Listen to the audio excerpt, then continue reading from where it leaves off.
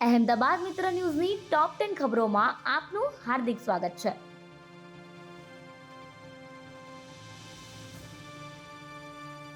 લોથલમાં ભેખડ ધસી પડતા 2 મહિલા અધિકારી દટાયા, એકનું ઘટના સ્થળે મોત, અન્યની હાલત ગંભીર.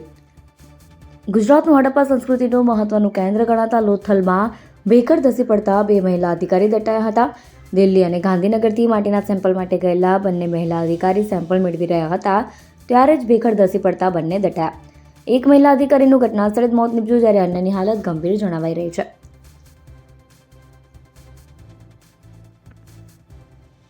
પાલડીના રામ મંદિરની ગાદીનો વિવાદ, ઘર્ષણની આશંકાએ પોલીસ બંદોબસ્ત. ભારતીય આશ્રમનો ગાદીનો વિવાદ માંડ શાંત પડ્યો છે, ત્યારે હવે પાલડીના રામનંદાચાર્ય પીઠના રામજી મંદિરે આચાર્યના બ્રહ્મલીન થયા બાદ ગાદીના હકદાર થવા અને મંદિરનો કબજો લેવા માટે કેટલાક લોકો અમદાવાદ પહોંચ્યા હોવાનો મેસેજ મળતા મંદિરમાં પોલીસ બંદોબસ્ત ગોઠવાયો છે.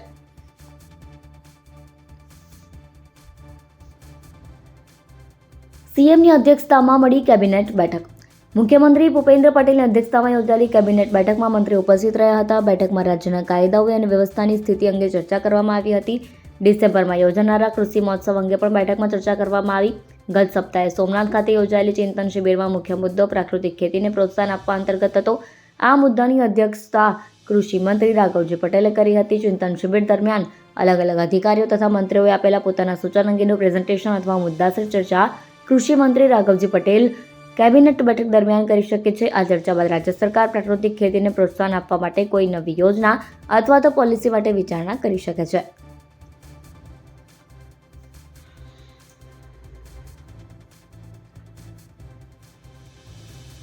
રાજ્ય પોલીસ વડાની સૂચનાથી પીઆઈ પાદરિયા સસ્પેન્ડ, હત્યાની કોશિશનો નોંધાયો હતો ગુનો. 25 નવેમ્બરની રાત્રે રાજકોટના કણકોટ મવડી રોડ પર આવેલ શ્યામ પાટી પ્લોટમાં એક લગ્ન પ્રસંગ યોજાયો હતો. આ લગ્નમાં રાજકોટના પૂર્વ કોર્પોરેટર અને સરદારધામના પ્રમુખ જયંતિ સરદારા અને પીઆઈ સંજય પાદરિયા વચ્ચે મારામારી થઈ હતી, જેને પગલે પીઆઈ સંજય પાદરિયા સામે હત્યાની કોશિશનો ગુનો નોંધાયો હતો. જૂનાગઢ એસઆરપીના પીઆઈ એવા સંજય પાદરિયાને રાજ્ય પોલીસ વડાની સૂચનાથી સસ્પેન્ડ કરી દેવામાં આવ્યા છે.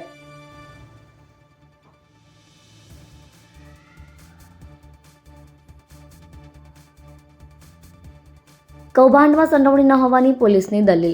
ખ્યાતિ હોસ્પિટલ કૌભાંડમાં હોસ્પિટલના માલિક કાર્તિક પટેલ, ડિરેક્ટર સંજય પટોલિયા અને રાષ્ટ્રબેન કોઠારીની સીધી કે આડકતરી સંડોવણી ન હોવાનું કહી પોલીસે ક્લીન ચીટ આપી છે. જોકે હજુ ત્રણેય ફરાર છે. પોલીસનું કહેવું છે કે આખું કૌભાંડ ચિરાગ રાજપૂત ચલાવતો હતો. ક્રાઇમ બ્રાન્ચના અધિકારીઓના કહેવા મુજબ ચિરાગ રાજપૂત હોસ્પિટલ ચલાવવા ફાઇનાન્સર શોધતો હતો ત્યારે અનેક બિલ્ડરના સંપર્કમાં આવ્યો. આમાંથી એક કાર્તિક પટેલ પણ હતા. આ પછી તેઓ ચિરાગ સાથે મળી હોસ્પિટલના ધંધામાં જોડાયા. પોલીસનો દાવો છે કે 2021માં હોસ્પિટલના ઉદ્ઘાટન પછી કાર્તિક પટેલ ક્યારેય હોસ્પિટલ આવ્યા જ નથી, જ્યારે રાજશ્રી બહેન કોઠારી ફાઇનાન્સર છે પણ હોસ્પિટલ આવતા નહોતા.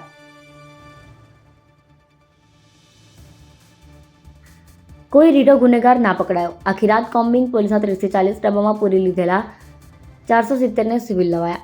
પોલીસ છેલ્લા 5 દિવસથી રોજ રાતે કોમ્બિંગ કરી રહી છે, પરંતુ ગૃહ રાજ્યમંત્રી હર્ષ સંઘવીએ સોમવારે શહેર પોલીસની ટીમને ગાંધીનગર બોલાવીને કથળી ગયેલી કાયદાની વ્યવસ્થાની પરિસ્થિતિ અંગે ઠપકો આપ્યો હતો, જેના પગલે સોમવારે સમગ્ર શહેર પોલીસે શહેરભરમાં સાંજે 7 વાગ્યાથી સવારે 7 વાગ્યા સુધી કોમ્બિંગ કર્યું. કોમ્બિંગ દરમિયાન પોલીસે દારૂ પીને ફરી રહ્યા 470 લોકોની ધરપકડ કરી. તે તમામને પોલીસના ડબ્બામાં ભરીને મેડિકલ ચેકઅપ માટે સિવિલ હોસ્પિટલ લઈ જવાયા.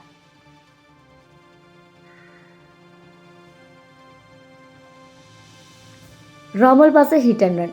શહેરમાં રોજ સરેરાશ એક હિટ એન્ડ રનની ઘટના બની રહી છે. મંગળવારે રામોલથી બીબીપુરા જતા રોડ પર અજાણ્યા વાહન ચાલકે બાઇક ચાલક ટક્કર મારી જવા બાઇક ચાલકનું મોત નીપજ્યું, ત્યારે વસ્ત્રાપુરમાં જ્ઞાનશક્તિ સર્કલથી સત્તાધાર રોડ પર રિક્ષાએ પલટી ખાતા હોમગાર્ડ જવાનનું મોત થયું. બંને ઘટનામાં પોલીસે ગુનો દાખલ કર્યો છે અને કાર્યવાહી હાથ ધરી છે.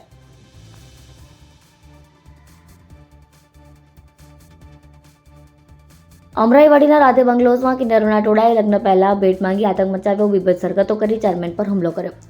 અમદાવાદના અમરાઈવાડી વિસ્તારમાં કિન્નરો રાધે બંગલોઝમાં રહેતા રહીશો સાથે માથાકૂટ કરતા મામલો પોલીસ સ્ટેશન સુધી પહોંચ્યો છે. કિન્નરોએ લગ્ન પ્રસંગ પહેલા 51,000 રૂપિયાની ભેટ માંગી હતી, જેને લઈને સોસાયટીના રહીશોએ વિરોધ કર્યો હતો. સોસાયટીમાં 30થી વધુ કિન્નરો આવી ગયા બાદ કપડાં ઊંચા કરી લેતા રહીશો શરમમાં મુકાયા હતા. રહીશો ન્યાયની માંગ સાથે અમરાઈવાડી પોલીસ સ્ટેશનમાં ફરિયાદ નોંધાવતા પોલીસે ગુનો નોંધી સીસીટીવીના આધારે તપાસ હાથ ધરી છે.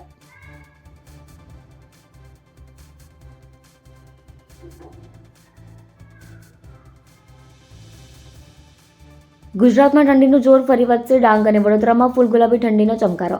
ગુજરાતમાં શિયાળો જામ્યો છે, ત્યારે હજુ પણ આગામી 48 કલાક બાદ મહત્તમ અને લઘુત્તમ તાપમાનમાં 1 થી 2 ડિગ્રી સેલ્સિયસ સુધીનો ઘટાડો થવાની સંભાવના હવામાન વિભાગે વ્યક્ત કરી છે. તેવામાં હાલમાં ગુજરાત ઉપર આવતા પવનોની દિશા ઉત્તર પૂર્વ તરફથી છે. જેથી ઠંડા પવનો ગુજરાત સુધી આવતા ઠંડીનો માહોલ જામ્યો છે. હજુ પણ આગામી એક સપ્તાહ દરમિયાન વાતાવરણ શુષ્ક રહેવાની સાથે ઠંડીની અસર વર્તાશે તેવી હવામાન વિભાગે આગાહી વ્યક્ત કરી છે.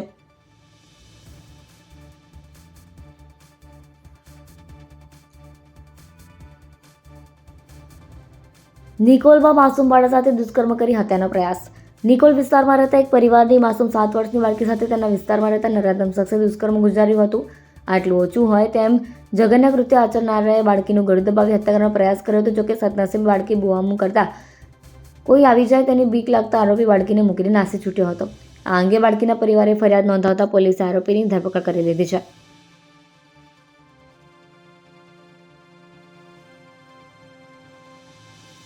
અહેમદાબાદ મિત્ર ન્યૂઝની યુટ્યુબ ચેનલને સબસ્ક્રાઇબ કરો અને બેલ આઇકન જરૂરથી દબાવો, જેથી મહત્ત્વના સમાચાર આપના સુધી જલ્દીથી પહોંચે.